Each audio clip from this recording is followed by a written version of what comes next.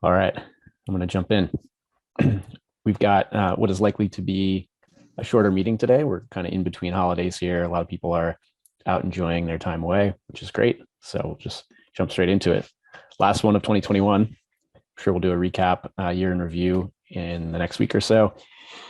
This week or week and a half, 2 weeks, we completed our financial audit. So this is crucial in order to submit our SEC filing and move ahead with closing out our fundraise. And as most of us know, the fundraise we did was a little out of the ordinary. We had a crowdfunding component. We had multiple operator components under different regulations. And so it's a little bit complex. It's been a good learning experience. Really appreciate Ms. and Zach for carrying a huge burden here with this audit being added to everything else we've got going. So this is a good step. Hopefully that'll be closed in the first few weeks of January. We've got 2 growth candidates in the pipeline, community manager with an offer out right now, and then lifecycle marketer. This is a technical challenge stage, sort of an opportunistic hire opportunity, but we're also going to continue to source folks for those roles as we work towards closing these 2 out as quickly as possible. Growth is, it's going to become an increasing pressure point in the next few weeks and months. And Ben has put together as well an areas of responsibility and sort of handoffs document to kind of go along with these additional roles, showing where the focus will be and also how he needs to alleviate himself to focus on the growth function itself. Chris took a deep dive on in-app reporting last week. I think he's got a presentation today as well on this stuff, but beginning a press into better app analytics to help us learn from our experimentation. Helena did a ton to help us understand help structure a story around what we've understood from this gigantic data set that we've got. I think she's also going to be presenting today on some of that, which is quite exciting. We're ramping up directly responsible individuals for a few new product feature experiments. Now page, explore page. We've got onboarding V3 queued up, continuing to work on tagging V2 and app reporting. And then just after the holidays, when everyone's back, we're going to have a larger product update next week. Obviously, we had tried to squeeze that in during the assemblage, but needed some extra time on that. So please keep your eyes and ears open for that. And then also, we just dropped a number of memos and strategy docs this week. So we've got culture documentation 4.0 and 3.0. So we've got the disagree and commit video dropped. We've got building and scaling remote teams, which I kind of consider a culture conversation between Darren and Sam, which just dropped. And then we have memo docs on the affiliate strategy 2.0, paid versus earned media, licensing and acquisition. Some of these are sort of like in the draft phase, but a lot of good stuff happening as we kind of spool up for next year. And then on this page here, you can see we got a shout out in Dr. Gustin's newsletter. We got a lot of interest over the past few weeks, I think especially through Sam's Twitter on our culture stuff from people who are just really interested in the company building side of what we're doing here. And it's kind of a nice segue to get attention from people who maybe are not so focused on metabolic health initially, but kind of get there through our business practices. And a cool screenshot here of the tagging V2 work that John has done over the past few days, and some of the upcoming podcasts that Casey's got, along with a few VIP folks, Marcus Philly, Jenna Kutcher, and others. Rich Roll, we're continuing to work towards a deal with, and I think we're getting quite close on that. So some exciting stuff. All right, that I'm gonna hand it over to Ben for introducing our special guest of the day. Perfect. Espree Devora is our guest. Espree is a good friend, very connected in the tech ecosystem. She's founder of an organization called WeAreLATech LA, and she's very much a content creator, a connector. She is an original podcaster. So if you want to say that she was podcasting before it was cool, she is in the likes of Ira Glass and some of the earlier podcasters. So super excited to have Espree here and to share her thoughts on not just her experience as a member. There are some things that were enlightening or insightful when she tested the product, but also the way that we think about community and technology. So Espree, I'll hand it over to you, but definitely be as honest as possible with your product experience. Sure thing. Honestly, I'm really honored to be here. After talking to you, Ben, I mean, you guys, I didn't really know anything about levels other than I trusted Ben, and he's like, "Here, stick this in yourself." I'm like, "Okay, I trust you that much." And I love levels, but I think I love it for different reasons. And it was only after Ben and I chatted after using levels that then I started to do deep dive, and I was like, wow, this company is awesome. But I didn't know anything about the company the whole time. I was using levels, and my friends made fun of me for sticking something in my arm.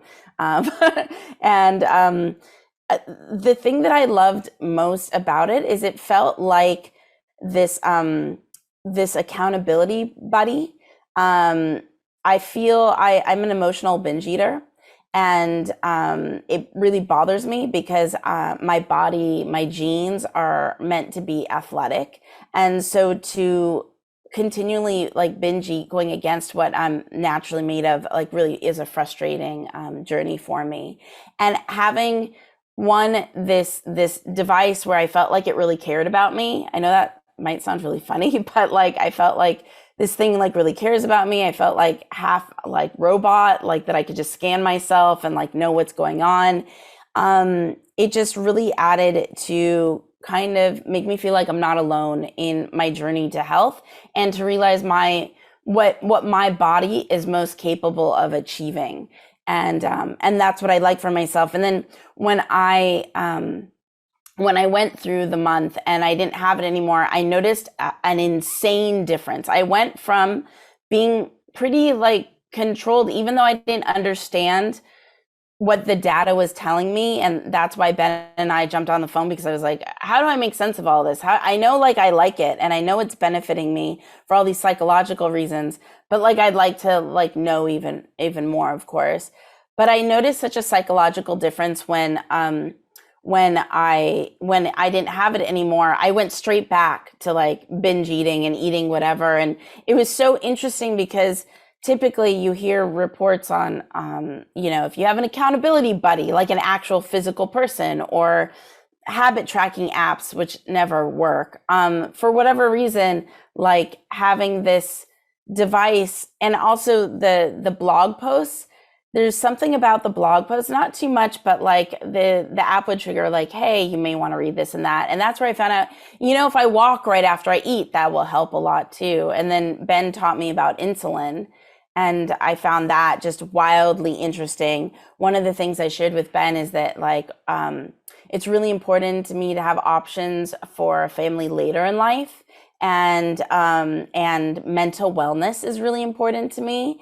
And so those are the two main reasons that motivate me to be fit and to eat well. And he was sharing with me, did you know like insulin is a huge, or I don't know the words, metabolic health is a huge reason why, like a huge contributor to those outcomes being positive. I'm not going to speak as eloquently as he did. And I had no idea. And it just motivated me that much more to want to understand my own metabolic health. I have the Oura Ring, so I track my sleep. Sleep is something that I started to prioritize more, primarily for mental well-being. I've been an entrepreneur since I was a teenager, so like it was always like sacrifice sleep, sacrifice this, sacrifice that. And so it's something I've kind of revisited, that like maybe that's not the best thing to sacrifice sleep. And then I also tried Lumen, that thing where you breathe into it. What I didn't like about Lumen was I felt like I had to keep remembering to like use the Lumen, and I also didn't really understand how it worked. So, but I think the term metabolic health is something that I started to like at least become like open-minded, I don't know, or aware of with Lumen, with my girlfriend who is pretty overweight. And she said, Lumen was the first thing that ever worked for me. And I was like, what's Lumen? She's like, da, da, da. I didn't really understand it, but because it was working for her and she struggled with her weight for so long, I was like, well, I'll give that a try. And I found that levels is really the psychological accountability was just tremendous. And Ben, I can't remember what else I had shared with you, but I'm happy to share anything or answer any questions.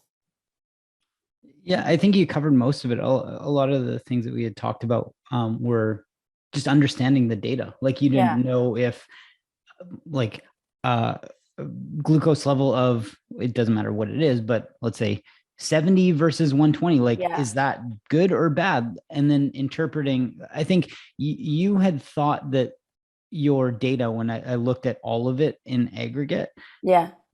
I was like, oh, your data is actually good, but you're worried, like you almost had this anxiety is what you expressed, where it was, Yeah. you didn't know if it was like good or bad, but your lines were very stable overall. So I said, you're doing great, but you just needed another, almost some outside reinforcement to say like, you're doing okay.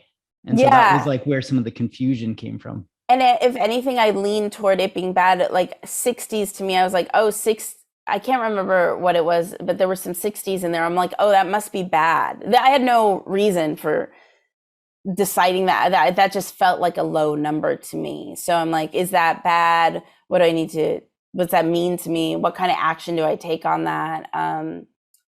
But yeah, but I still barely understand it, only from our phone call, but I feel like I have a little bit more to be like, now I feel like with what you shared with me on the phone now can become more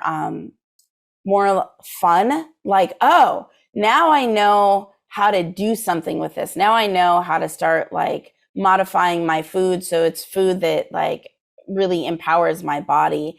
And now I know how I can eat what I want to eat and what to do about that. Or the favorite thing that you shared with me is about, I think it was the sushi, and how when you ate sushi, you saw it the next day. I can't remember the exact food. I think you said it was the sushi. I didn't even know food did that to you, that it could affect you into the next day. And so I'm now curious to discover what affects me and for how long, and how can I select foods that like really empower me to be my best self. Yeah.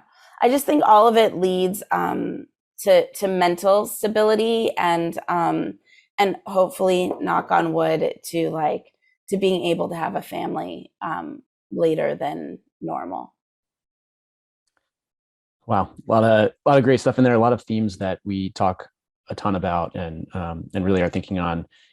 First of all, it sounds like Ben operated in this function that we call the David bot, the Mike bot, the Ben bot. Now there's another version. It's just, Ben is filling a role that ultimately Levels needs to fill, which is explaining in a personalized way, relevant to your specific data, what you should do. What action do I take based on this?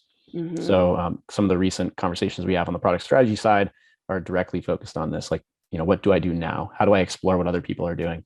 And, the work Helena's doing on helping to contextualize all the information and surface it for us and for our members. A lot of great stuff there. And then the accountability piece. I always love hearing that, the feeling personally empowered and accountable and capable of doing something about, your daily health habits. That's what we're here for. So a lot of great stuff there. I really appreciate the candidness and appreciate your time, Espree, coming on here and helping us. And obviously, we would love to continue to tap your experience and learn more about how we can kind of solve those pain points for you. So thanks for sharing live, and excited to continue to learn from you. Yeah, I'm happy to be supportive. I told Ben, whenever you guys need anything from me, I'm happy to be supportive. Awesome. Thanks very much. Yeah, we're looking forward to solving those problems for you. Without Ben having to get on the phone. We're async, remember that, Ben? All right, jumping ahead. Quick culture aside. So I want to resurface the Levels Culture Handbook. I know everybody should be aware of this document, but something, over the past few weeks, we've been having some conversations and just recognizing that this in particular is not like other memos and other strategy docs. This is really an operational tool. There's a lot of context in the work we do. For example, when you read a new strategy document, or let's say a new feature set in product or what have you, there's a ton of different artifacts that are being generated constantly. And the way that we interpret what we're reading should be in the context of the culture that we have, meaning everyone should be writing strategy that assumes things like there's a single directly responsible individual, we're going to take big swings, justifiable risks. All of these things are kind of built into the context of any document that is generated here. But it's important that the reader is reading it in that same context. Otherwise, we start doing these infinite loops of, recovering matter or foundation that we've already sort of covered and documented here in our culture handbook. So I guess what I'm trying to say is that I think it's really important for everybody to read and reread, and then, share this in a bookmark for yourself and continually revisit it. And if you have questions when you're reviewing someone else's work, it should always be grounded, like your interpretation should always be grounded in the overall culture foundation that we have, which is well documented here. And if there are questions, if there's like gaps, you can continually see opportunities for us to clarify something about how we do work. It should end up here in this culture handbook. We really want this to be the central location and repository of how each of us work and how leadership, works with direct reports and vice versa, where feedback comes from, and ultimately how we want to run our company. What is the central focus? Incentives matter, members matter. We're not competitor focused. These are things that are like ingrained in this handbook. So anyway, just highly recommend that everyone read and reread this, save it somewhere close, and let us know how we can improve it. And Ms., thanks for putting this together. And I'm sure, we will. This is a living document. It says it, kind of right here in the opening paragraph. So this will continue to evolve, but only with the help of all of us on the team. And then, of course, levels helps you see how food affects your health. The prayer must be repeated. All right, jumping into products. So active priorities as of the end of the year. Not much change here. Blockers to launch are primarily the scalable data integration, which we have a couple irons in the fire to get there with multiple CGMs. And 2022 should be the year, hopefully very soon. Q1, Q2, we should have some scalable data integrations available. And then completion of membership transition, including the messaging. Maz has stepped into the role of helping us to kind of refine and finalize our membership model and our membership messaging. So he's, we can think of this as maybe V3 or phase 3 of membership. He'll be helping us to get that across the finish line, and we'll be at that point ready to launch. All right, we've got an async update from Braden here. Hey team, quick introduction to the awareness amongst our team and to the onboarding experience. It's easy to lose sight on what it's like for new members to experience the app after using it for a while, and it's important that we stay in touch with what it's like to get onboarded into Levels and started using the app.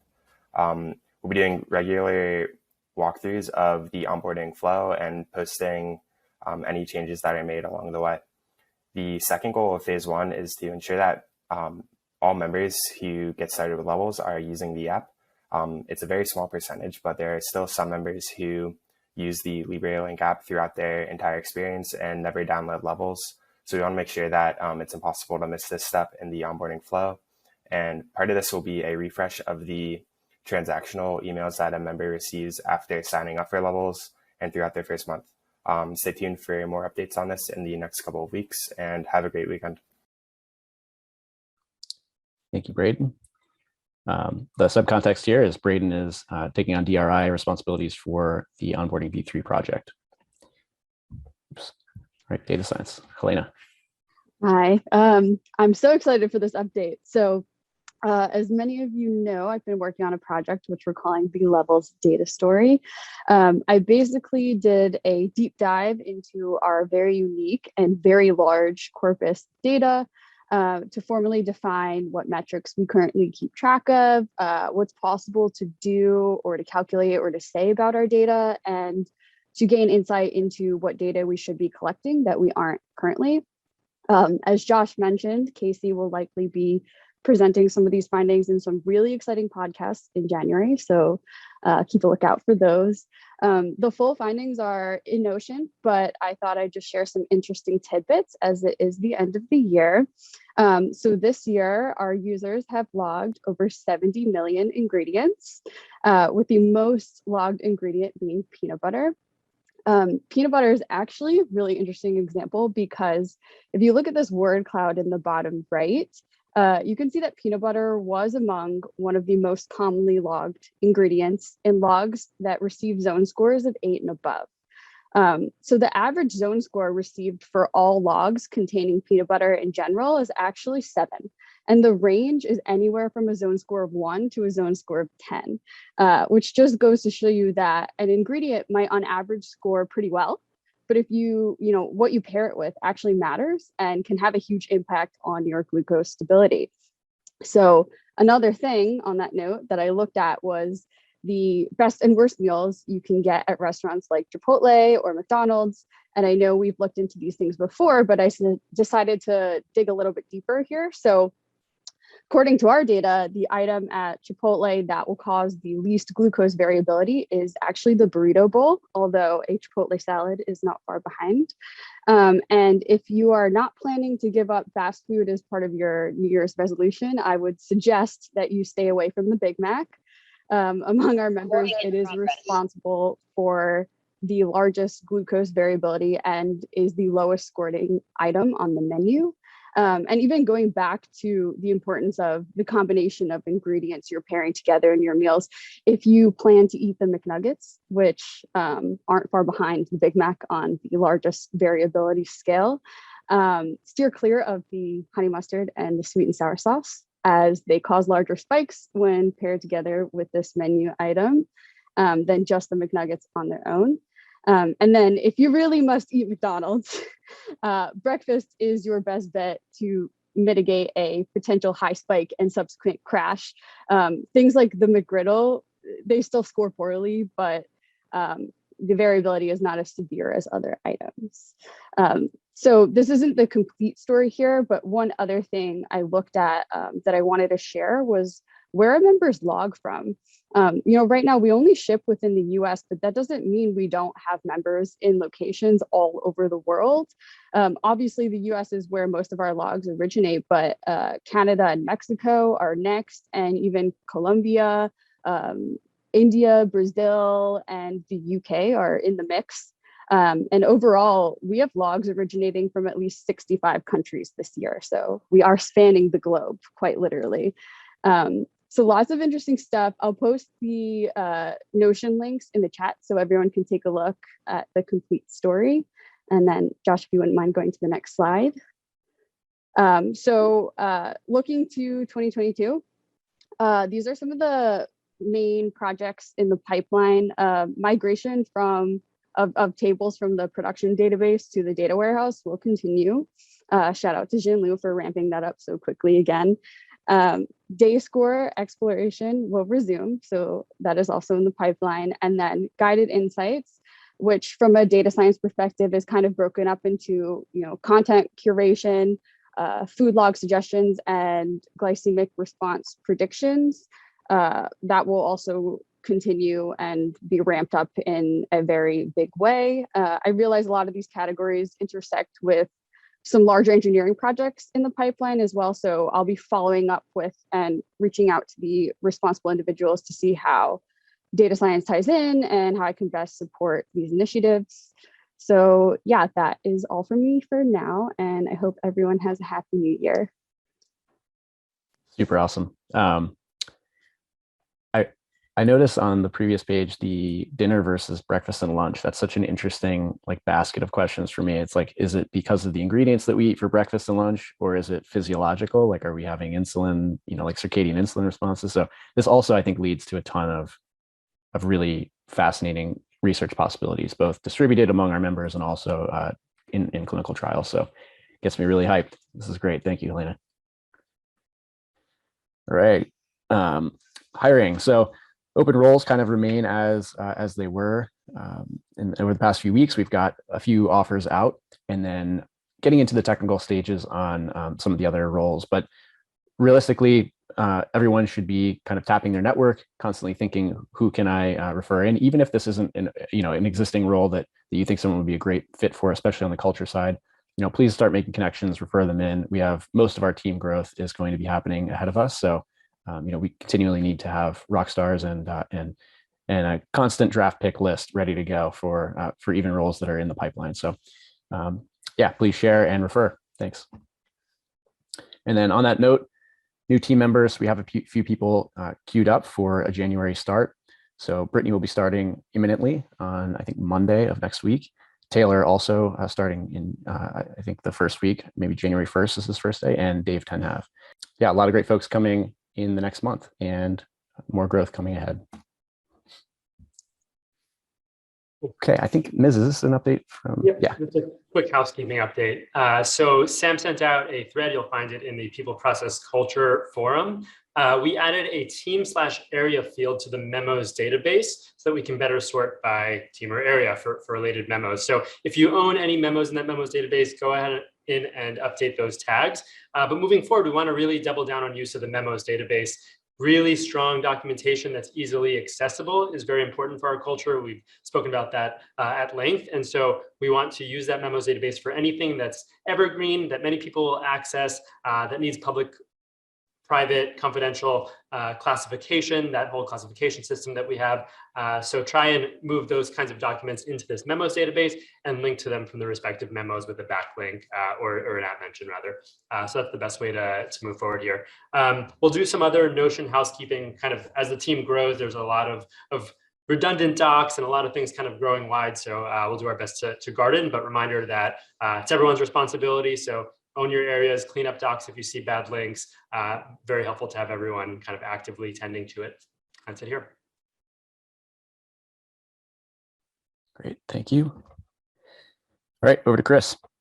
All right, as Josh mentioned, I went deep on in-product analysis and kind of tracking how people are using the app. So Post-Hog is now my best friend. I hadn't really been using it before, so that was lots of fun of like, what's this mean? And what's this go? And how do I track this? It was great to kind of go deep on it and learn a lot. So a little bit of that caveat is, as I start producing in-app analytics, I want to lean on everyone to kind of be making sure that whatever I'm kind of saying makes sense, because I'm looking at data for the first time. I don't always know exactly what every tag says or means or how to get to it. So if something looks off, feel free to kind of ask or kind of guide me. This is kind of based upon my best understanding looking at the data. So how I want to read this is, there's a lot going on this page. So I took a screenshot of the main 5 tabs or kind of 5 views of the screen, and in the upper right was the weekly active users at 3268, which was up 3.6% week over week. And then next to it, the 78 screens per WAU, meaning on average, every person views 78 screens in a week, which is a huge amount of engagement. So there's high engagement of the people using it. They see lots of screens, lots of times, multiple times. So then similarly, as you look from the home to my data to logging, of that 3278, what percentage of them have seen the home page? What percentage of them have seen the My Data page? For example, 60% of our WAU landed on the My Data page, and they viewed it 10.6% of the time, or 10.6 times in that week. So it's a matter of weeklies versus counts. So not only looking at, has someone touched this page, but do they touch it over and over and over again? So it makes understanding when people are logging, they're using logging a lot. But when they're going to the Me page, they're barely, they're not going there every day, every week, because that data is not changing. So it's kind of how to read, as I talk about the percents and the numbers in the brackets, is how often members are actually accessing that page. All right, next page. Now, in my weekly deck, I go into more depth. So this is just kind of one example of the next slide down of what I'm doing is for the homepage. What are they clicking on within the homepage? Are they clicking for help, the sensor, manual syncs? Are they clicking on community glucose?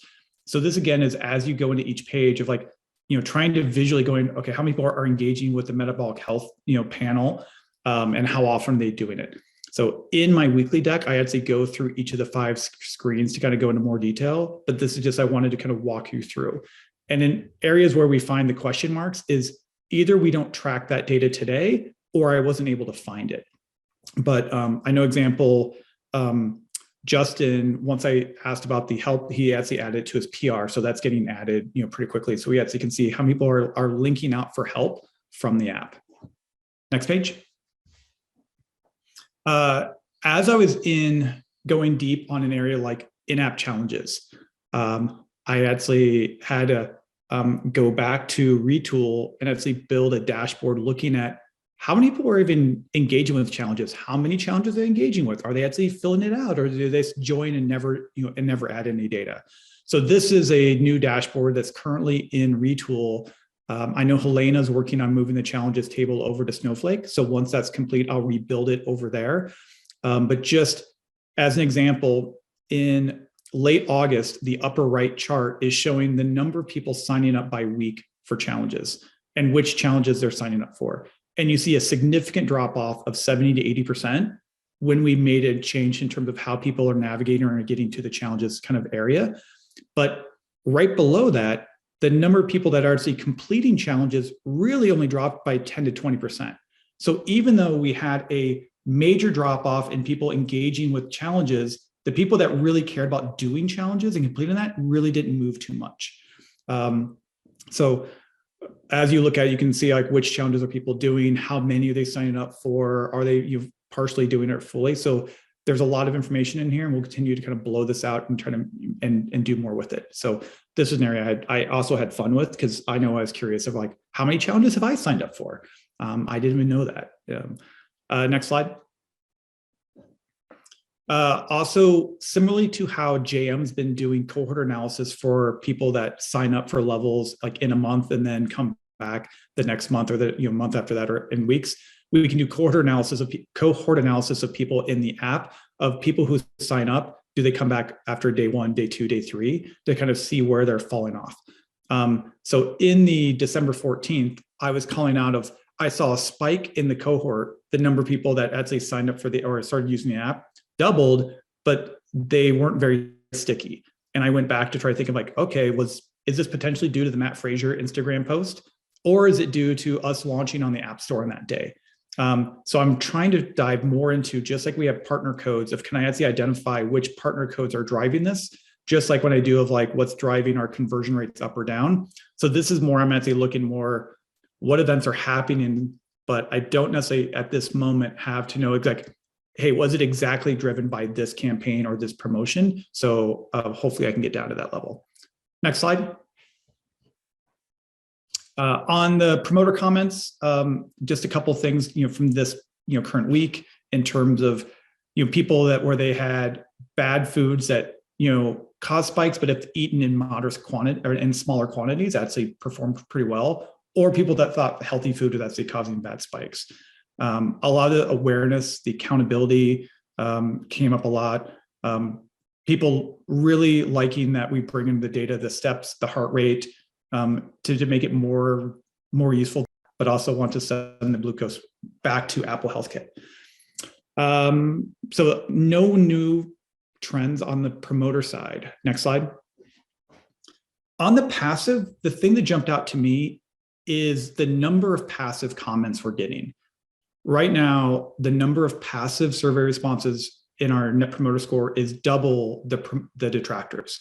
So it used to be I would have a couple, passive comments, and now I'm actually seeing a lot more people in like the 7 to 8 scoring around, I like it, but it costs too much, or they like some aspects but aren't fully bought in. They're kind of on the fence. Versus people that are really struggling because they don't know what the data means, they don't know what to do with it, and they don't know what steps to take, which I know a lot of that Helena's talking about, which we spoke to earlier. Next slide.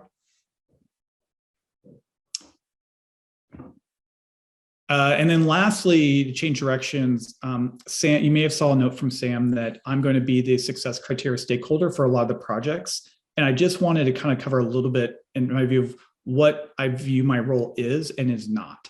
So I'm here to help, to advise, to consult, to basically be there when people need more, like, hey, what should I measure? How should I measure? What data do I have? How do I go get that data? Like, I will be on the hook to, as most as I can, pulling that data, helping to build dashboards, providing that accountability. But in the end, like, I'm not doing this for you, meaning I don't want a DRI of a project to say, well, Chris's metrics and success goals were too high. I could never hit them. That's why I didn't meet them. Like, you have to be bought into what we're doing. So I will throw things out at you but in the end, we have to kind of agree of like, this is the bar of what's going to be, kind of really good or kind of a baseline, because you have to be bought in as a DRI. It's too easy if someone's kind of making up the goalpost for you and you don't hit it to be like, well, I never agreed to that metric. So you'll see a lot of me kind of throwing things, to get the conversation going. And I'll put metrics and targets, but I want the DRIs to really make sure that they're bought in and say, yes, I think this is appropriate for what we're trying to achieve here. And that's it for member experience. Great. Love the app dive, obviously. Looking forward to where that'll lead us. And then on the success criteria stuff, I definitely encourage everyone to think of the success criteria stakeholder as a resource to help you achieve concrete like objectives. This goes very nicely with phase development. So being able to pick your targets, call them in advance, get Chris's input on exactly what could provide quantitative, sort of definition for what a phase could look like for this specific project. And then, obviously the DRI goes forward and is the primary executor on the project and make sure that work gets done. So very much want to reinforce what Chris just said there, and use that stakeholdership as a resource. All right, Ben. All right. Growth is focused on providing value through membership week over week. There we go. Next slide, please. So weekly recognized revenue, $88,000. Monthly, we're at $665. Cash, $8.3. No changes to debt or runway. Next slide, please. So we're going to do, even though we are not quite at year end, we're going to do a little bit of a recap. This was a slide that we shared at the end of July. The journey to $200,000, and where this stemmed from was we had a week right after Casey appeared on Mark Hyman's podcast where we had our first week of $200,000. And it was one of those mind exploding moments where we all couldn't believe it. But we did a recap and said, hey, from July 2019 until July 2020, it took 13 months to hit $200,000 in all-time revenue. And we ended up hitting it in a week. And since then, we've had a number of weeks that we've had over $200,000 in recognized revenue, which is very cool to see and cool to see this growth. And so it's good to look at this recap of like where we've been and where we've come and where we're heading, because it's still very early on, but it's also important to understand these growth trajectories. So it took us 17 months to hit the first $1 million in all-time revenue. And that was right after the raise was announced last year for the seed round. From there, so from December of 20 to February of 21, we generated our next $1.5 million of revenue. We hit $2.5 million of all-time revenue, and that took 3 months. And then from March of 21 until July of 21, we doubled again in revenue. And from August until December, we're almost double again. So we're going to end up just over $7 million of around 7.2 of revenue for the year. And last year we ended at 1.6 or just over 1.6. So it's a pretty big growth to see, given that we're still in beta. Next slide, please. So year over year, you can see 2019, $45,000 of total annual revenue, 1.6 last year, and then this year we're at 7.1. So it's 339% year over year growth is pretty significant. And know that it's still early on. There's still a lot of work to do, but this is a path that we'll continue to see, and we'll know that these numbers are going to be something that are harder to hit as we have growth targets. But that's the point of having targets, is that they give you somewhere directional to go, and then you undertake tactics to hit those metrics. Next slide, please. So modeling, this is the last slide in the recap. Modeling, we all know models they can tell whatever story you want them to tell, and they end up being directional. So that's the idea, is you have forecasts and models, and they're based on inputs and assumptions, and you want to make sure that your assumptions are relatively reasonable, and the inputs that are based on those assumptions give you some directional forecast. So we said, hey, we think we'll hit around 175,000 people on the wait list this year. And our forecast versus actual was almost dead on, which is pretty cool to see. But again, those can change by basis points of a percentage. As far as revenue forecast, same thing, we're relatively accurate in that. And those end up being right around 10% month over month growth, 10% month over month growth that hit those numbers. Sometimes it's a little less, sometimes it's a little more, but directionally we are forecasting things so that they're relatively accurate. So that's a recap of growth, where we've been, where we're headed, and lots of exciting work ahead. That's growth for the week, year, month. Love it. It's amazing to see these numbers. Mind blowing. Tom. I'll actually take this one. I'm shocked. I've never seen a more accurate forecast in my life. That's crazy. But this is a quick update on the new affiliate strategy, which will go live at the beginning of the new year. So just as a quick reminder, our affiliates are our partners that receive commission on all the conversions that happen through their link. They're really valuable to us just because their incentives are pretty much perfectly aligned with ours. So a win for them is a win for us and vice versa. Our first affiliate strategy, which Tom built in July of 2020, aims to pretty much just lay the groundwork for the affiliate program itself and secure priority partnerships, which it did. We got awesome partners. Our affiliate program to date has 40 affiliates in it, including huge names in the space like Mark Hyman and Kelly LeVeque and Ben Greenfield, who have been so valuable to us. And the updated strategy has a couple new developments or a couple new goals. One, just a few new developments that will aim at standardizing how we engage with our affiliates, just increasing overall engagement. And then also adding more structure to the program itself and finding ways to really help our most valuable affiliates and see how we can add value to what they're doing. And then two, just growing the program overall and experimenting with new ways to find new affiliates and new partners. And then three, improving measurement and reporting so that affiliates can see what's working for them and what is really driving their conversions. And then this slide just kind of goes into what some of those experiments are that we will be exploring in the new year.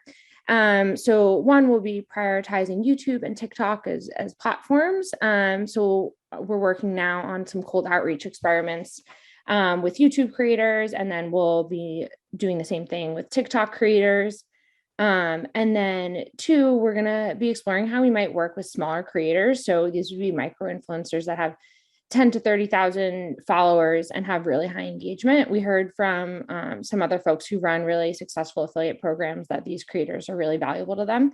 So we'll do some experimentation there. Today, we've really prioritized people with huge followings and just kind of like the awareness segment. But I think this will be really interesting to see what kind of engagement we get with these smaller creators. And then the third piece is really more about niche communities and just kind of Peloton instructors is an example of an experiment that we'll be testing out in the new year's, just kind of researching Peloton instructors and looking at folks like this as influencers and seeing if there's anyone that would be worth reaching out to or partnering with. And then lastly, we'll be prioritizing new verticals like weight loss and looking at some creators in this space among different platforms.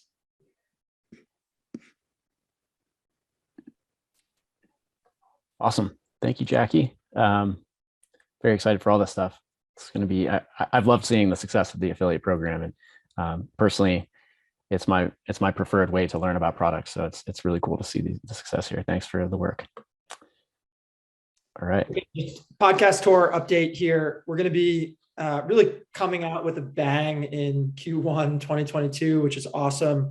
Probably the best lineup of shows that we've had in our queue, maybe ever, all at one time. So we're going to be recording most, if not all of these in early January. Flagging that we're still in conversation with Barry Weiss and her team over at Honestly. That's the one in red there, about exactly what the conversation we want to have is. As some of you may know, Barry can be controversial in certain communities. So she pitched us on one idea, but we're still workshopping it with her. And then some others to flag here. Lewis Howes there on the bottom middle. He, laughing at Mrs. Hart. He is one of the biggest health podcasts out there, often top 10. He's currently sitting right behind Mark Hyman. Huge show. He came inbound to us. We've been working on that one for a while, but this week he reached out and said he wants to schedule Casey on the show, which is awesome. And then Casey's been putting in a ton of work into preparing for these shows and figuring out just what some of our updated key messaging is going to be throughout 2022. And I think in some of these conversations, you're going to hear a bit more of like a global view of the problems that Levels is solving, what's kind of wrong with our current healthcare system, and how we're really leading the charge in sort of this new consumer-led, decentralized health movement, and how bioobservability is going to be a key pillar of that movement. So this relates to other conversations we've been having internally here around the product vision and roadmap and our transition to membership and future era hardware. So very excited to see a lot of these conversations come to fruition in 2022. That's it. So awesome. Thanks, everybody. All right. Shortish week. Let's jump right in. I don't think we have too many individual contributions here. Shinlu's not with us. So Chris. On the level side, excited about, I would think, excited about wrapping up the year, the reflective, and things like the growth and what's in plan for next year. It's super exciting to kind of take stock of how last year went and kind of what's the plan for next year. So really looking forward to kind of that coming in the next couple of weeks. On the personal front, I was really excited to fix my tractor. We got a lot of snow here last week, and I was out plowing, and the wheel came off the well and pretty much down to and I was like, how do I fix a tire on a tractor? I'm like, this is beyond my skills. So I had to call reinforcements to get that one fixed, but that was a fun learning experience. Glad it's taken care of. Let's see. Next up would be Lauren. Yeah, professionally, I mean, it's just amazing to see these year recaps. It's like, and I still can't believe that I'm part of it now. So really feeling grateful for that. And personally, I just got back from a cross-country flight to Pittsburgh, and our family was together, all of us, for the first time in 2 years. So it was amazing. Wow, that's fantastic. Glad to hear it. Ben. No, sorry, Tony. Yeah, +1 on hearing all of these, year-end recaps and everything. Just very exciting news. And also hearing Jackie's affiliate strategy for the new year. So I'm looking forward to seeing everything that turns out with that. But overall, professionally and personally, just really looking forward to the new year for sure. Ditto. Ben. Levels wise, super stoked on David Sinclair's podcast. It is coming out next week. There's been a lot of hype all over on Instagram, on Twitter, with Andrew Huberman, and everyone's pretty pumped on it. And it's already apparently at number 77 on the overall charts, and I think number 2 or something wild in the health and wellness category on Apple Podcasts, just from the welcome message that he did. So just sort of seeing that as like one of those things where you're like, this is going to be very, very cool. And for anybody who doesn't know, we're sponsoring the whole season, all 6 episodes, which is also very cool. Personally, it's pretty frosty here. It's like -35 today, and we got a big dump of snow, and it's just, I don't know, it's always cool. It's a very cool thing to sort of have this wild weather, but yeah, stoked on that. Fire up the snowmobile. Espree. I don't even know what to say. I'm just like absorbing. I mean, I think this is just gratitude. I'm really grateful to have the opportunity to have been on this with you. I had no idea about anything to do with your actual company. So this is really inspiring, and I'm just really grateful for Ben. I've been DMing him in the privates, like, I could feature this, I could do this. So just grateful to be experiencing your team culture. Thank you. Yeah, thanks for joining and sticking it out the whole meeting long.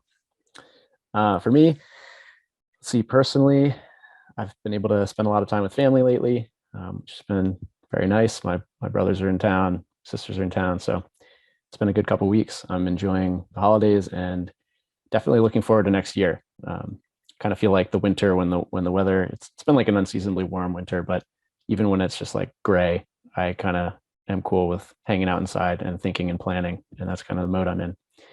And I think that's personal and professional. Matt. Hey, you guys hear me? I think I'll start with personal. It is, since everyone's talking about the weather, it's a brisk 50 degrees right now in New Jersey. So I took this meeting on the beach with the dogs. Love that about Levels, and we're going to have some of my parents over for New Year's. So excited about that. Levels wise, it's been 60 days now since I've been working here. I can't believe it's already been 60 days, but also can't believe it's only been 60 days. I'm sure most of you felt the same way when you joined. Yes, ditto. Love seeing love having team walking on the beach while doing the weekly all hands. It's so cool. Let's see who's up. Helena.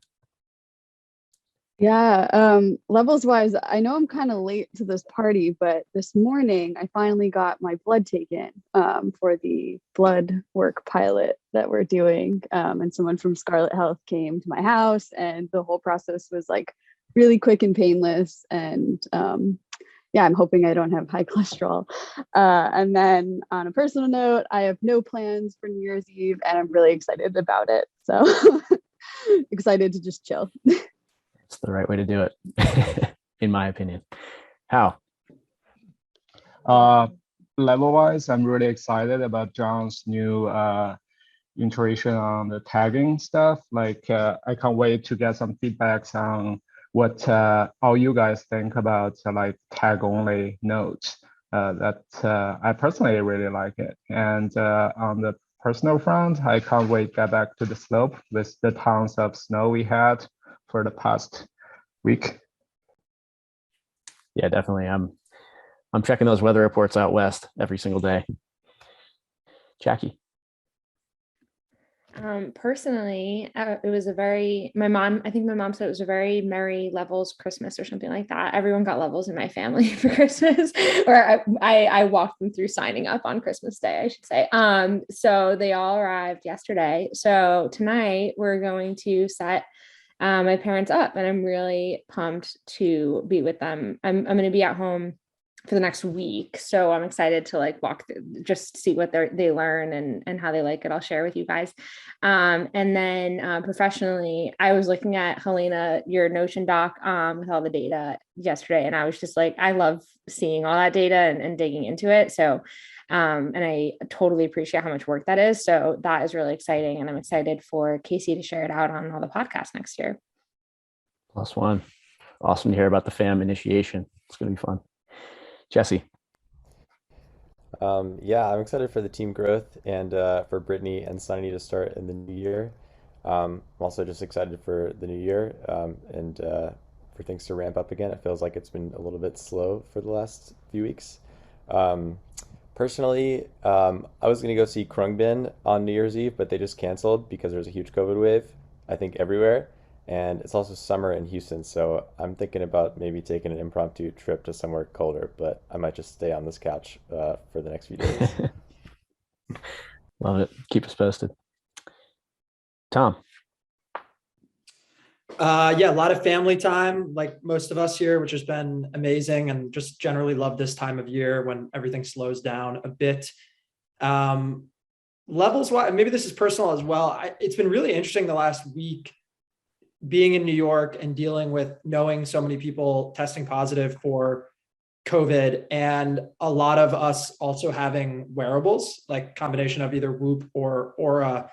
And it's been fascinating to see, I mean, super anecdotally, the tech in my community, at least, or my circle, has been pretty reliable in like detecting COVID, even when rapid antigen tests are not super reliable. And this has been like well documented, at least like on social media, with people who are testing negative, but then their wearable data is indicating something is going on, and then they test positive later on. So I think watching this unfold as we're thinking about a lot of the themes and how levels is going to evolve over the next 5 years is really interesting, and very much feel like it's a glimpse into the future, just in terms of people being equipped with access to their body's data.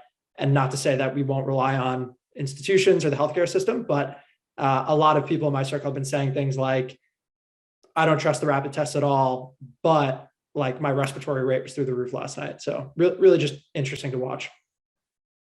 Yeah, it's a really cool point. I think Will Ahmed was one of these examples where his respiratory rate was through the roof, and he kept popping negative on the tests, and finally got a PCR that was positive. So yeah, it is really cool. And I think just the very beginning of individuals being able to, self-select for whether or not they're going to hang out with family members based on more data than just the test. Mercy. Professionally, levels wise, the growth stuff is really, really awesome to see. Ben's update was just, it's super crazy. And then personally, just going to say the same thing as Josh, got to spend a lot of time with family the past week and a half. So that's been really nice. Yep. Miz, I think you're closing us out. Wrap it up. These last 2 weeks has been a nice exhale, good to reprioritize projects, kind of clean things up. It feels like a natural end to the year, and there's a lot on deck for next year. So very much looking forward to that and starting to plan. And other than that, Happy New Year's, everyone. Enjoy. Absolutely. This is the last all hands of any kind this year. I don't think we're going to do a cafe after this. Everybody just kind of enjoy the rest of your afternoon and the upcoming weekend, and we will see you in 2022. All right. Thanks, everybody. Talk soon.